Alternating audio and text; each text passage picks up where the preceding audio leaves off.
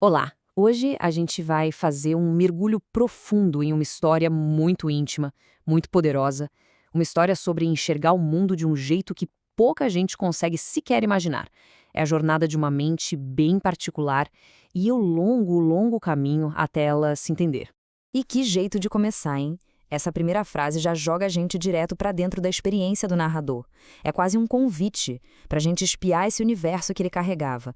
Um lugar gigante, mas solitário, que moldou absolutamente tudo desde o comecinho. Para a gente entender essa jornada, o melhor é voltar lá para o início, para esse mundo interno e silencioso.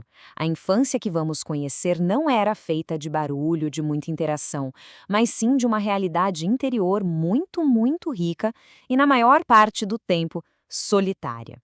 E o jeito que ele brincava diz tudo.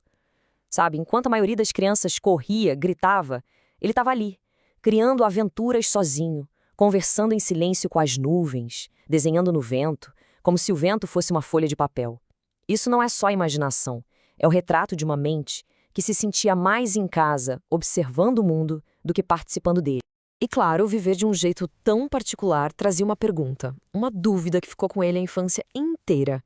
Havia uma sensação estranha, uma desconfiança de que o jeito dele de perceber as coisas, as cores, as formas, até as palavras, era completamente diferente do de todo mundo. Essa diferença toda ficava ainda mais clara na linguagem. Ele vivia no mundo literal. As palavras não tinham duplo sentido, não tinham ironia, elas eram uma coisa só, a realidade mais concreta possível. E isso, claro, mudava tudo. E olha só que exemplo genial para entender isso. A expressão ao pé da letra, para nós, significa levar algo a sério, certo? Literalmente. Mas para ele, não. A cabeça dele criava uma imagem de verdade, uma letra do alfabeto com pezinhos andando. Dá para imaginar? O mundo abstrato da linguagem virava uma coisa física, visual. Então, não existia espaço para, talvez, para ironia, para uma brincadeira. Se alguém falava alguma coisa, aquilo se tornava uma verdade absoluta, uma pedra. Imagina o peso disso, carregar cada palavra como se fosse uma âncora, sem nunca poder questionar. Uma mente que funciona de um jeito tão rígido, inevitavelmente vai sentir o impacto nas emoções. E isso se transformou em um medo profundo do desconhecido. Cada coisinha nova era um campo minado de possíveis erros e muita, muita insegurança. E não era um medo qualquer, abstrato. Ele tinha nome e sobrenome. Era um pavor de coisa nova, medo de ficar sozinho, medo de altura e uma vergonha que paralisava na hora de falar com qualquer estranho. Era uma sensação constante de que até o chão que ele pisava não era seguro. E talvez nada represente melhor essa luta do que a bicicleta. Ela apareceu quando ele tinha 6 anos. Aos 18, ele ainda não conseguia pedalar. Por 12 anos, ela foi um monumento ali na garagem, um lembrete diário de algo que parecia tão simples para todo mundo, mas que para ele era impossível. E essa sensação de não se encaixar ia muito além da bicicleta. A própria cidade, com sua lógica de ruas, de números, para ele era um labirinto que não fazia sentido nenhum. Tentar se achar sozinho era se perder, o que só reforçava aquela ideia de que ele simplesmente não entendia como o mundo funcionava. E se a cidade era um labirinto, a escola era o centro dele. O que deveria ser um lugar para aprender, para crescer, virou um palco de muita angústia. E deixou cicatrizes, que levaram décadas para começar a fechar. Duas situações, em especial, marcaram essa época. A primeira, uma humilhação silenciosa lá na pré-escola.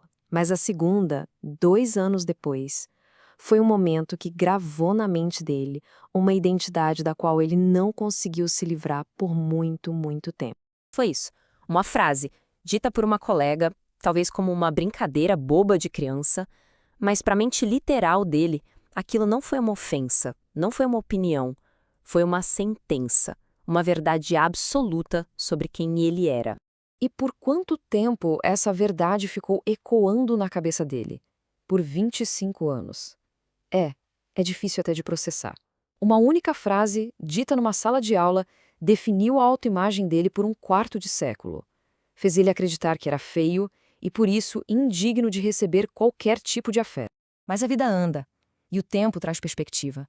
Décadas se passaram e aos 40 anos, uma descoberta fundamental permitiu que ele olhasse para trás e começasse a dar um novo sentido para tudo aquilo que viveu.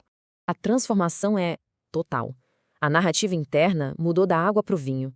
O que antes era visto com as lentes do medo, da confusão, do fracasso, hoje é visto com compreensão, com autoconsciência. A grande virada de chave foi essa: perceber que aquelas características que trouxeram tanta dor e dificuldade, a observação quieta, o mundo interno gigante, eram, na verdade, a fonte das suas maiores forças. Ele não era estranho ou falho. Ele era um observador atento, um criador de mundos. E a gente termina com esse pensamento que amarra toda a história de um jeito lindo. Aquela mesma literalidade que o fez imaginar letras com pés, agora ganha um novo significado. Ele finalmente entendeu que as palavras, as histórias, a compreensão, elas não precisam de pés para levar a gente para muito, muito longe.